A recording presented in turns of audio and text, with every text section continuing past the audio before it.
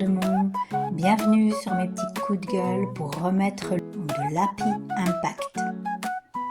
Je ne suis pas normale, et c'est d'ailleurs ce qu'on m'a martelé, parce que j'ai osé dire, dans un copil de la Chambre des métiers et de l'artisanat où je travaillais, copil c'est le nom du comité de direction, que je ne supportais plus que mes collègues prennent un temps qu'ils nommaient le défouloir pour critiquer de manière intempestive les collaborateurs. Oui, je travaillais dans le centre de formation des apprentis, c'est dire le manque de savoir-être des cadres qui encadrent les profs et accompagnateurs de ces apprentis et qui écrivent sur le site « Centre d'excellence ».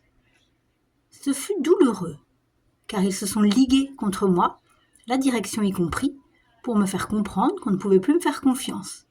Ils ne l'ont pas dit, mais j'ai vite compris que ce qui les gênait, c'est que je ne partageais pas ce rituel entre collègues, ou devrais-je dire entre VIP, puisqu'ils pratiquaient ça depuis des années, et j'étais du mauvais côté à leurs yeux, parce que j'étais du côté des collaborateurs.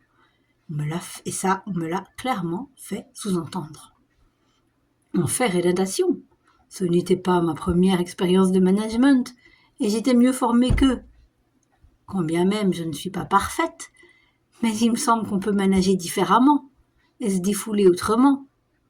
Je ne suis pas restée dans cette structure toxique, parapublique pourtant, qui a en plus refusé mes propositions pour utiliser l'intelligence collective pour résoudre les problèmes. Pourtant, je suis un pro du sujet. Résultat, un déclin, aucune innovation dans cette structure dans laquelle tout le monde se barre. Si vous êtes jeune, vous avez raison de ne pas vous laisser faire. Les boîtes toxiques, il y en a trop, il faut que ça cesse. Et si vous êtes manager, contactez-moi sur LinkedIn.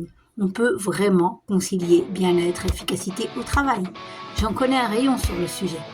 Allez, trêve de plaisanterie, une petite chanson sur mon ancienne boîte. À bientôt. Tes salariés sont tes esclaves. Tu ne connais pas la pitié.